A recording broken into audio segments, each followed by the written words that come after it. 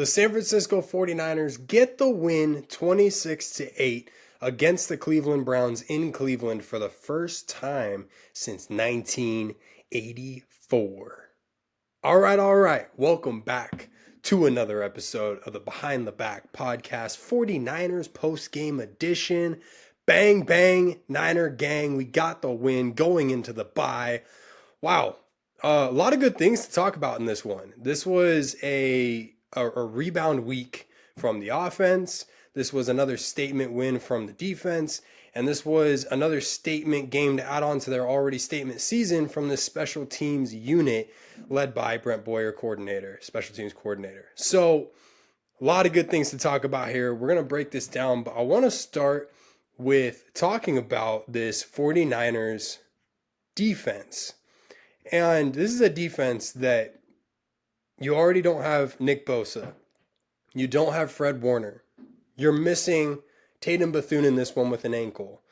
You know, there's guys in roles who otherwise wouldn't be there. And you talk about these trade deadline acquisitions in Cleveland Farrell and Keon White, who have done an exceptional job stepping into their roles on the pass rush and just trying to provide anything from a pass rushing standpoint. And in this one, guys, our defensive line was awesome. Mind you, this Browns offense is not fantastic. In fact, they're one of the lowest in terms of production on a game-by-game basis. So this Browns offense is wavering. They're struggling. They're not finding a lot of success. Shedeur Sanders starting in this one, stepping in, and it's you see kind of what he can bring, but this is still, an offense that struggles to lean on any form of strength in any way. They really don't have a lot of strengths offensively. Where they did find some success, and this is the one I guess you could say is a flaw for this 49ers defense in this one, was especially in the first half, allowing all the leaky yards on the ground, meaning, the 49ers would get a body on some running backs, but they would fall forward. They would get yards after contact. They'd be breaking tackles. There were missed tackles. Quinshon Judkins had 23 carries for 91 yards in this one. But in the first half, he looked unstoppable. And, you had Malachi Corley getting his one carry, going for the first down and just celebrating like crazy before making a mistake later in the game, which was really funny. Dylan Sampson, even his 4 carries for 23 yards. So, the Browns were leaning on their run game in this one to really try and carry them through it. Going in, Matt Maiocco made this point actually in the post game that I was planning to kind of bring up. Shedeur wasn't expected to win this game by Cleveland and definitely by the 49ers. And you saw that especially with Cleveland and how they approached this offensive, strategy and this scheme that they wanted to throw at the 49ers today. They ran the ball a ton. They ran the ball 31 times versus, 25 through the air. So they wanted their offensive production to come on the ground and hopefully open it up. You might even say, like, going in, you expected to see some snow and rain. I talked about that when I did my keys and kind of how I thought this game might go and things to prepare for. The forecast in Cleveland, it was definitely cold, and it was, a chance of snow in the early afternoon. And this game leaking into the early afternoon, you didn't know if the second half you were going to see some of this weather become an element that you had to deal with, especially with a quarterback in Brock Purdy. But the offensive game plan from Cleveland, very clearly going in, was pound the rock and really just try and own the possession. And they did that in the first half, but the 49ers in the second half defensively did a really, really good job adjusting, a really good job controlling, and from there they were able to win the possession battle, just barely, but they definitely turned it around. So really love what I saw from the defense in this one, and I'm not quite done talking about them. I'll get to them later, but I really love what I saw from Rob Saleh from a preparation standpoint in this one, and love the name stepped up. But the thing that won the game for the 49ers was their special teams unit. So I'll start it off with the first game ball going to Brent Boyer and the special teams unit today. Special teams has made a full 180 from where they were just last season. Last season being one of the worst in the league, if actually it was the worst in the league, from any standpoint, whether you're returning punts or you're kicking them or you're kicking field goals or extra points. It was horrendous play all around. And so many mistakes. And this season, just completely turning it around and being a top 3 special teams unit in the league right now. Sky Moore setting us up, early with a great field position in the first quarter. It was a 66-yard punt return.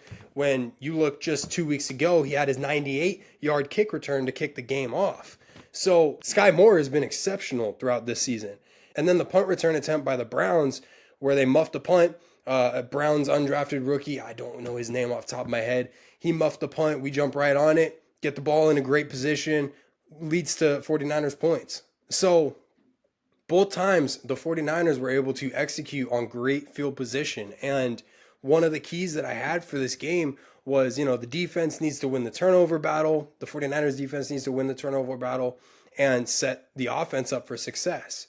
And that happened not just defensively, but also with special teams, like defense coming in, making the plays they need to, and then special teams being able to capitalize on anything that was right in front of them. So I just love what I saw. And shout out also to Nick Martin. He had a crazy missile-like tackle in the first half there on one of the kick returns that I just love. I love that power. It gave me a lot of Dre Greenlaw feels. So shout out Nick Martin. I thought he played really well on special teams and want to see more of that. But man, special teams just coming out, making a statement today and setting up our offense to get this thing going. This is a Cleveland Browns defense who, if they had any form of a competent offense, this season would be totally different from them. But they don't have that offense. Their defense is incredible. I mean, they really are. This is a Browns defense that, under Jim Schwartz has been really good. This is a defense who has given trouble to Kyle Shanahan in the past. Jim Schwartz, like I said, Kyle Shanahan going in was not 1-9. Mind you, Shanny had backup quarterbacks in a lot of those games. I think four or five of those he had a backup quarterback. But Kyle Shanahan getting the win today with his starting quarterback. He makes it 2-9. He's making the comeback. But this is a defense in the Browns that is fantastic. This is a contending defense, a defense that any football team would love to have.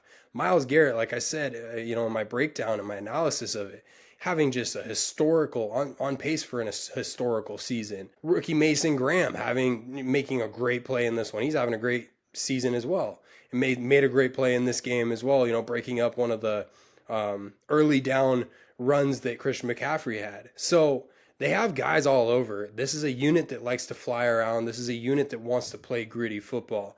And, Myles Garrett adds another sack to his total on the season, getting to Purdy on one of them. But I do got to say, Trent Williams did a fantastic job, I believe, in this game, limiting Myles Garrett. I mean, Trent Williams is definitely over the hill in a lot of senses. He has seen his peak. He has seen his prime. He's still playing elite level football, but going up against a Myles Garrett who is just as hungry as ever right now, this was going to be a tough task for him. And I know he allowed a lot of pressures on Myles Garrett, and I think Purdy did an excellent job feeling that pressure and being aware of it, rolling out and making the proper reads. But Trent overall just really limiting in a lot of ways Myles Garrett's potential for breaking up and blowing up these drives in an early fashion. Let's talk about a couple things that happened in the second half that really broke this game open.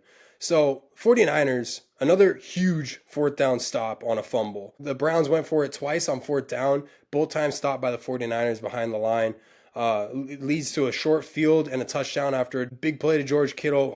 And then the fake handoff to CMC, and Purdy just runs it in, extending their lead to 17-8. Browns then muff a punt. A couple drives later, Luter Jr. jumps on that one, gets the ball for us on our 18. Kyle Juszczyk does walk off on that next drive with a ribs injury. I think Shanny said that he was evaluated and nothing showed up as broken. He'll get another evaluation, another MRI scan tomorrow that'll confirm that.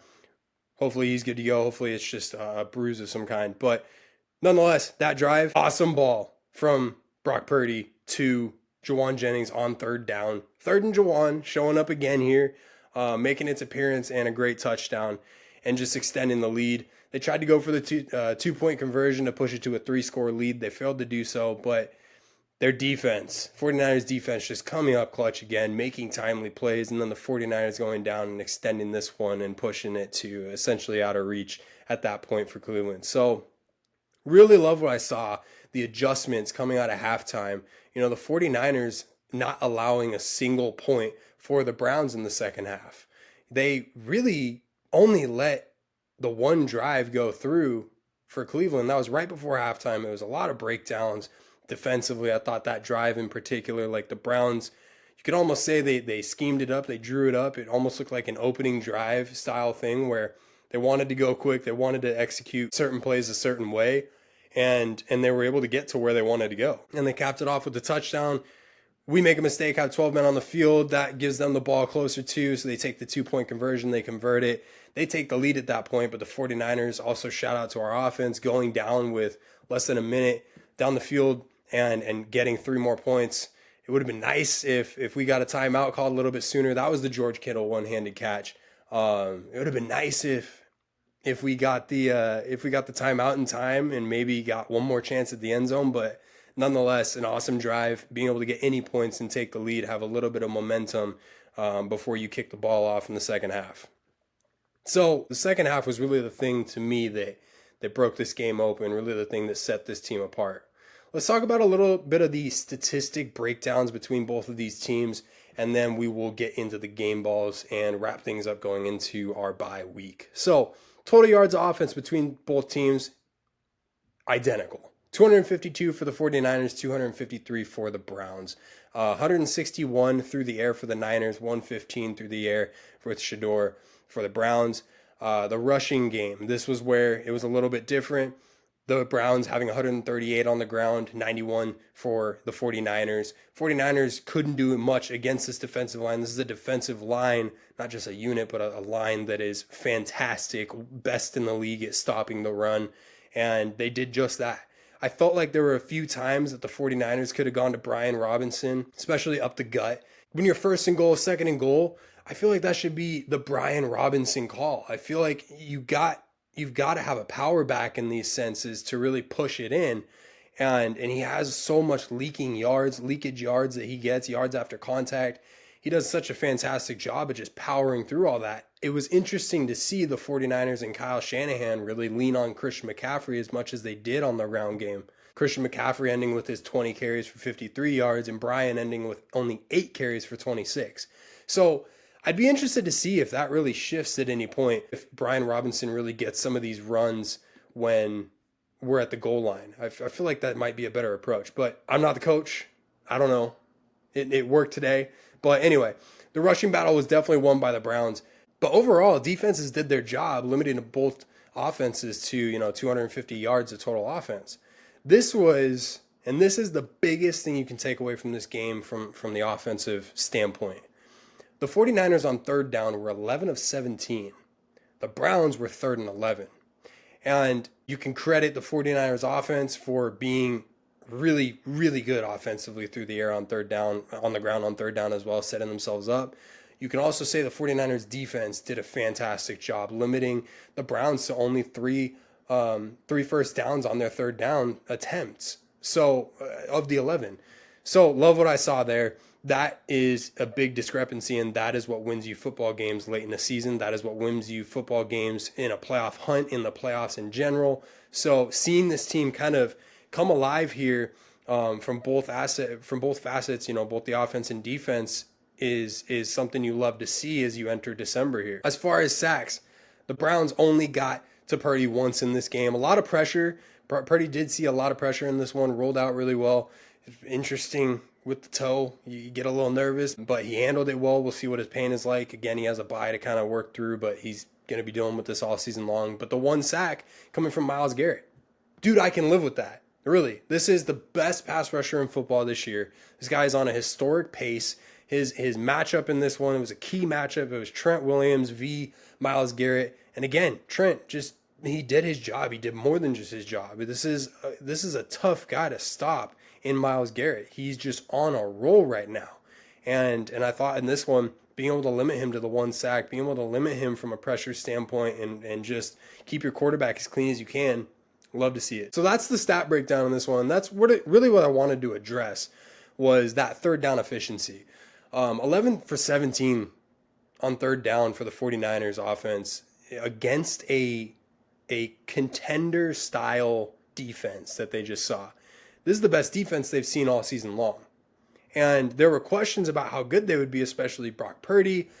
If this was going to be a snow game, the football gods blessed us with a very clean game from a weather standpoint.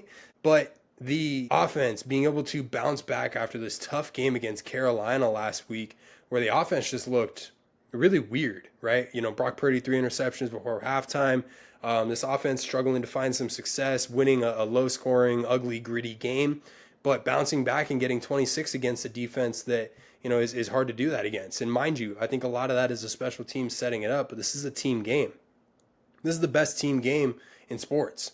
This is there are 4 different teams that you see that have to set you up in a game for other teams, part of your overall team to win a football game. And I thought special teams setting us up in great field position. I thought our defense being able to tie up when they needed to, bend, not break style of play. It all balanced out to a really good 49ers win going into the bye. So let's get into the game balls here before we get out of here. So first game ball, I already said it. It went to that Brent Boyer in special teams. Just love what I've seen, this 180 full turnaround. Second game ball is going to the 49ers defensive line, specifically the 2 trade deadline acquisitions that the 49ers got in Clelin Ferrell and Keion White. 3 sacks between the 2 of them. They're the only 3 sacks in the day. 2 of them from Clelin, 1 from Keion White. Timely plays on 4th down tries by this 49ers defensive line. 1 sack pushing the Browns out of field goal range. Clelin finishing 14 tackles, 9 solo, 4 tackles for loss. Just this defensive line was questioned a lot in the last 5-6 weeks, especially as you see these injuries piling on, guys being shifted in and out, these guys coming in from trade. You questioned what kind of a production you would get from this front. And with a linebacker core that's so, depleted right now and from an injury standpoint, and a secondary that draws some questions when, you're not forming a good pass rush and they have time to throw, this was the kind of production you needed from your defensive line to really hide a lot of the issues that the rest of your defense has. And especially the downfield, it was just that one drive that the Browns had right before halftime that you can look at and go, what was that from a 49ers defensive standpoint? Everything else was sound. Everything else was great. The 49ers tightening up when they needed to, 49ers coming in clutch, and that defensive line being a big part of that. So that's where my game ball goes. And the last one, it was one of my keys to win, and that was the 49ers needing to win this coaching battle. Brent Boyer and what he's done with the special teams did so today. Robert Saleh, from this defensive standpoint, did that today, dialing up a great scheme. Kyle Shanahan going into this 1-9 versus Jim Schwartz-led defense is now 2-9 and getting past his bugaboo, right? And putting up 26 against this tough defense. So in all facets, in all levels of this 49ers team from a coaching standpoint, you won that battle. And that was what you had to do going into a game like this against the Browns. You can call it a trap game. I don't really think it was. It was a 5.5 point favorite. The 49ers were going into this. It wasn't like a trap game scenario, but what it was this 49ers questionable offense going up against a sound Browns defense. And there were storylines all over with Myles Garrett. There were storylines with Brock Purdy in his prior three interception game. And just the bounce back from this entire 49ers team to set up the 3-game win streak going into the bye. The vibes are up right now. And the vibes are even more up because the Carolina Panthers, who you get the win against as the 49ers last week, they go and they beat the Los Angeles Rams. So not just the 49ers getting the win today, but the Rams losing makes this NFC West race that much more close, that much more interesting. Everyone was dubbing the Rams and the Seahawks as essentially the only two teams who would come away with the NFC West.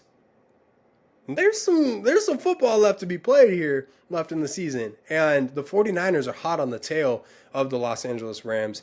And now they go into the bye, potentially get even more healthy.